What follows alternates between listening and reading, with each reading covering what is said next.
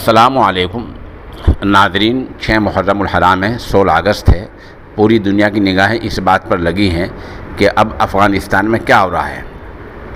ظاہر سی بات ہے، پورے افغانستان، پورا ملک طالبان کے زیر انتظام آ گیا ہے، طالبان کنٹرول میں آ گیا ہے۔ اسلامی روایت کے مد نظر طالبان نے صدارتی محل میں، صدارتی عمارت میں داخل ہو کر تلاوت کلام پاک کی ہے، اذان پڑھی ہے، جیسا کہ ہم آپ کو اس ویڈیو میں دکھا رہے ہیں۔